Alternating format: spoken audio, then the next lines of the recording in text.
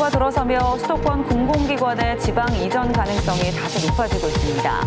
충청북도는 경제적 파급 효과가 클 것으로 예상되는 13개 공공기관의 유치를 추진하고 있습니다.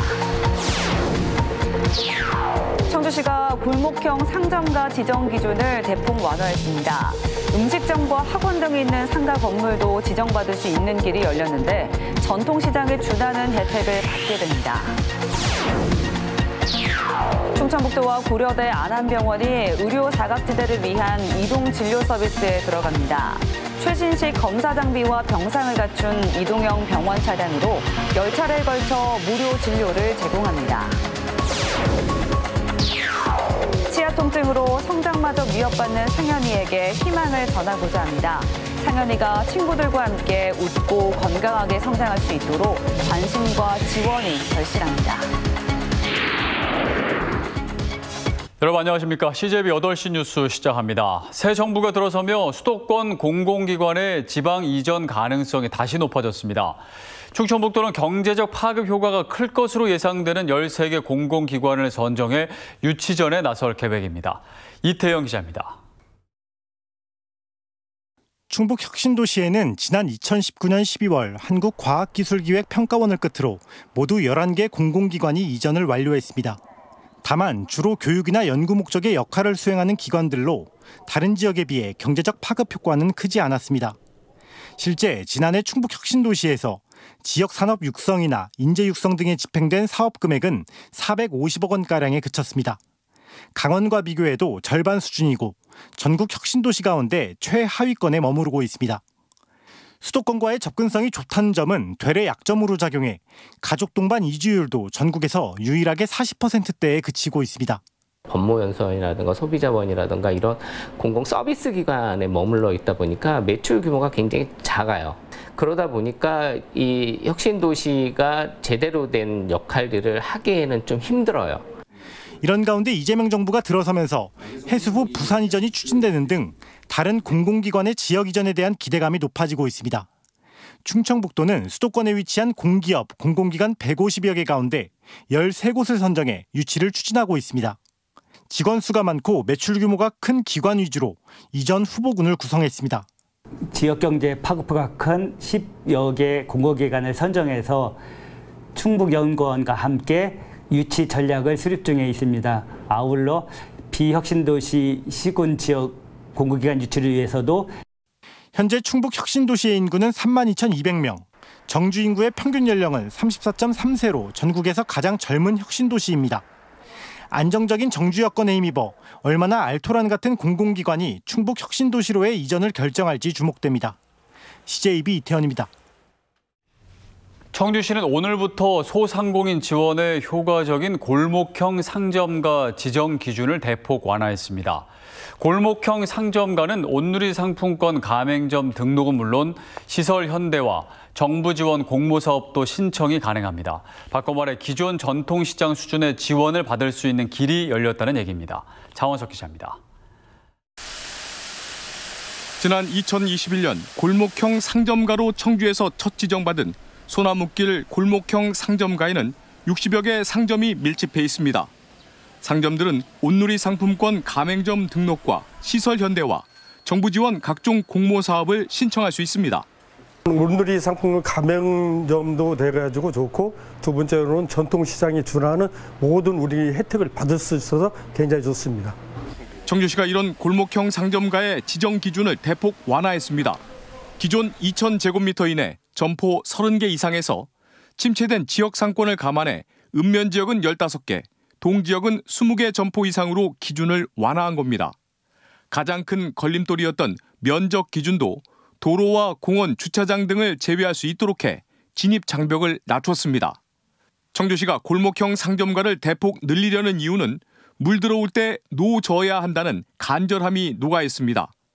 새 정부의 전국민 민생 지원과 소상공인 지원 정책에 따라 향후 전통시장 수준의 지원이 가능한 골목형 상점가를 늘리겠다는 의도입니다. 골목형 상점가에서 사용이 가능한 온누리 상품권은 오는 9월까지 구매 할인 10%와 환급 10%를 더해 최대 20% 할인 혜택을 받을 수 있습니다. 연말 정산 시 최대 40%까지 소득 공제도 가능합니다.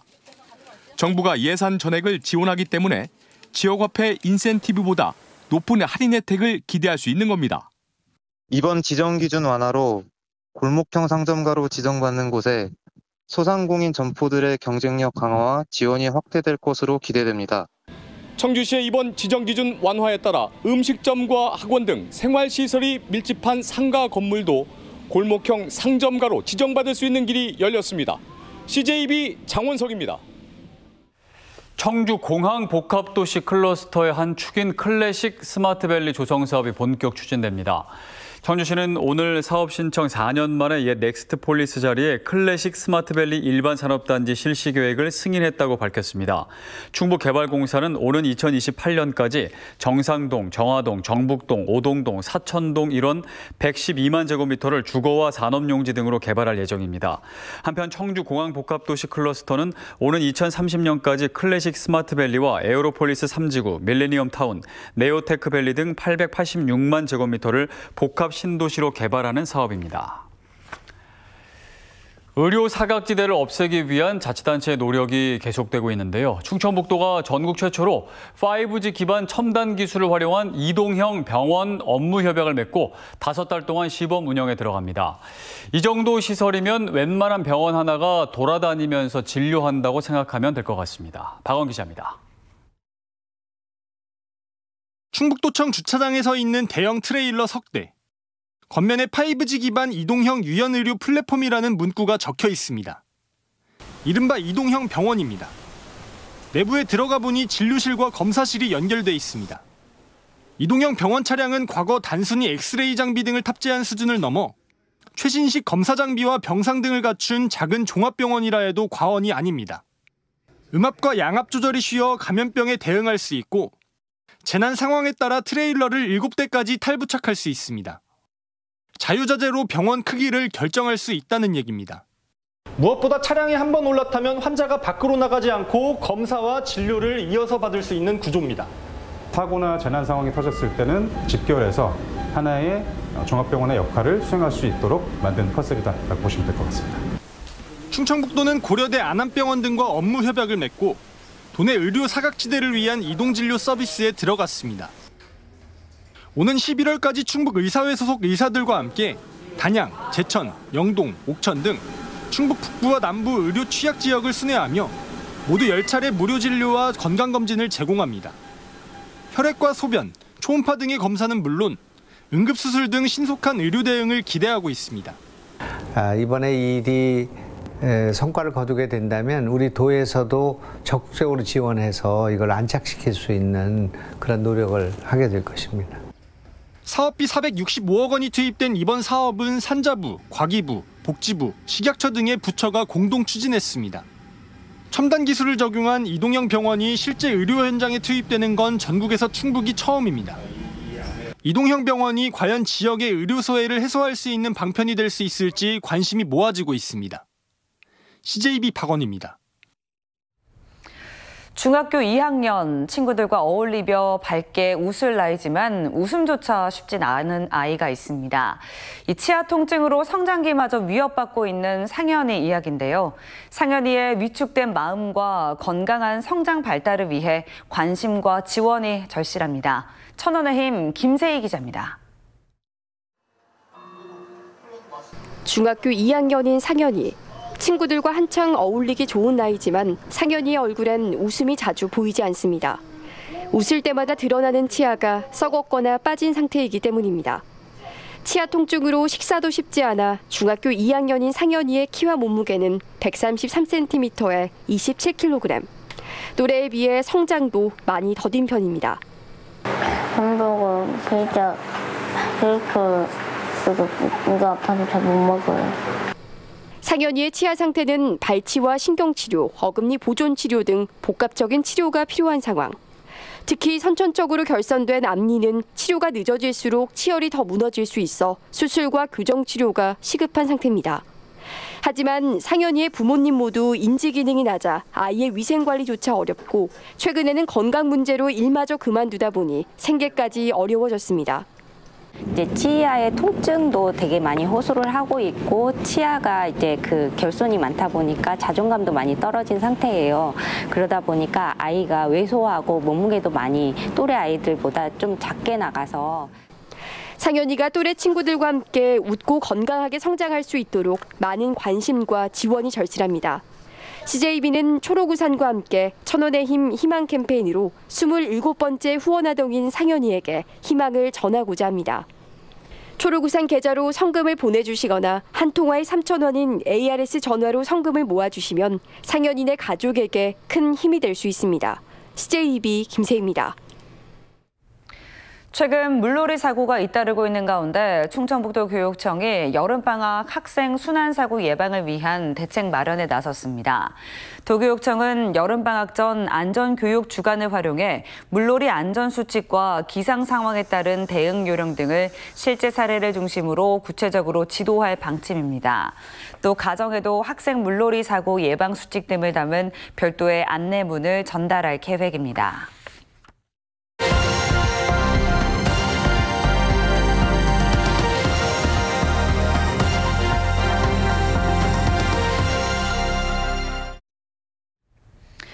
동해안이 요즘 풍어를 맞았습니다. 최근 몇 달간 고등어와 정어리 등 난류성 어종을 중심으로 어획량이 크게 늘었는데요. 그런데 너무 많이 잡혀서 또 걱정입니다. 미처 유통되지 못해 애써 잡은 고기를 다시 바다에 버리는 일까지 벌어지고 있습니다. 주연방송 김도훈 기자가 취재했습니다. 크레인이 바다에 잠긴 그물을 끌어올리자 고등어 수천 마리가 쏟아져 나옵니다. 참다랑어부터 방어와 오징어까지 물고기 종류도 다양합니다.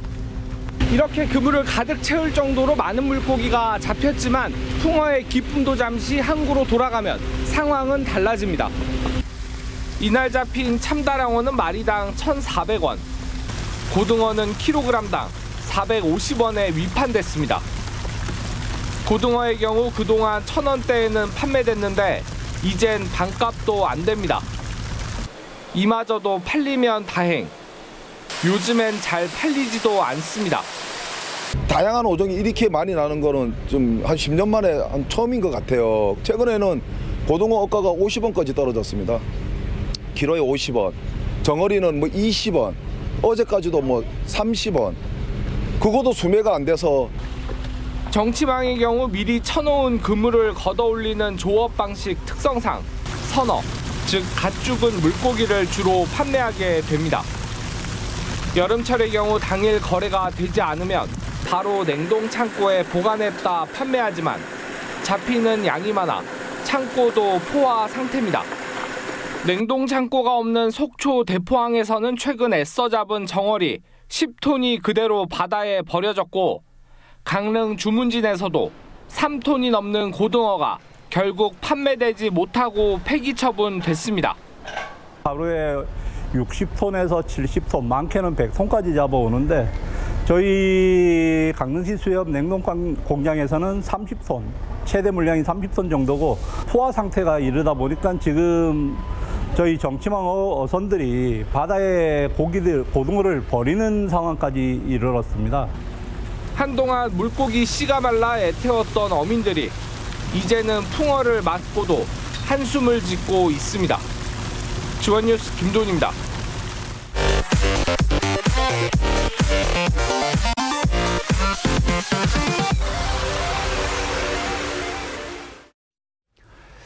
엄태영 국회의원이 농어업재해보험법 일부 개정 법률안을 대표 발의했습니다. 개정안은 대통령령으로 정하는 긴급재난 발생 시 필요한 경우 절차를 간소화해 피해 품목에 대해 일시적으로 보험을 적용하는 등 신속한 피해 보상이 가능하도록 하는 내용을 담고 있습니다.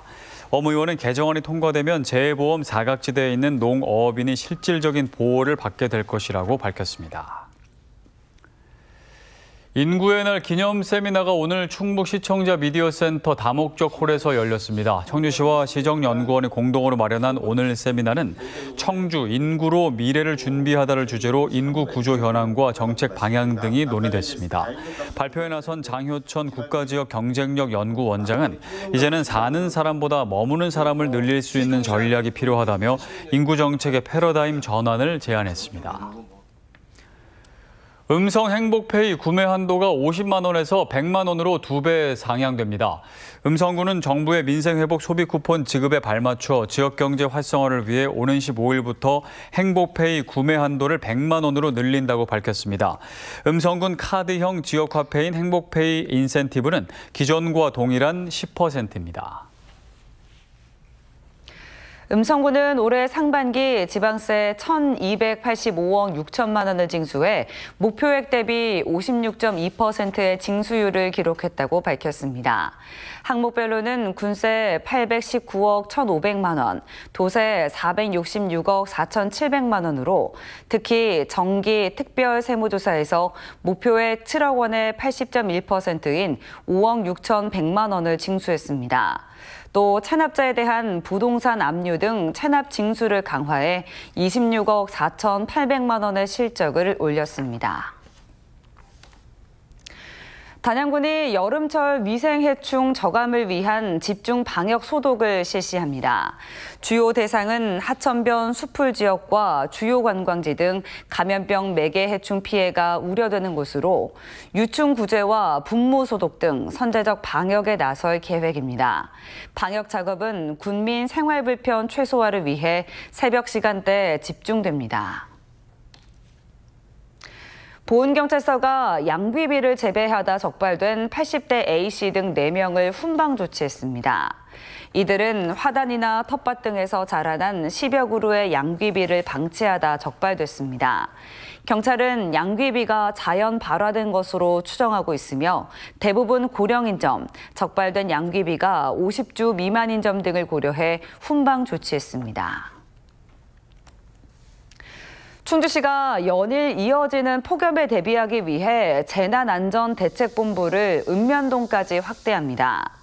시는 지난 5월부터 9월까지를 폭염 대책 기간으로 정해 비상 1단계 근무에 돌입한 데 이어 각 읍면동에 재난복지 담당 공무원을 1명씩 배치해 현장 중심 대응을 강화할 계획입니다.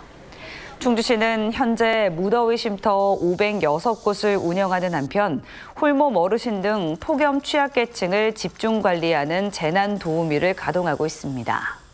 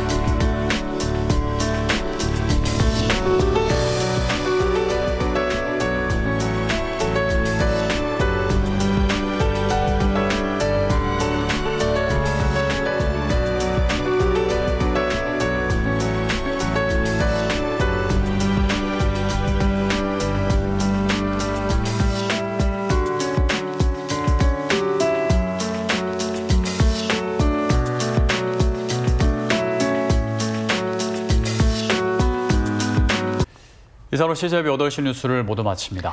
시청해주신 여러분 고맙습니다.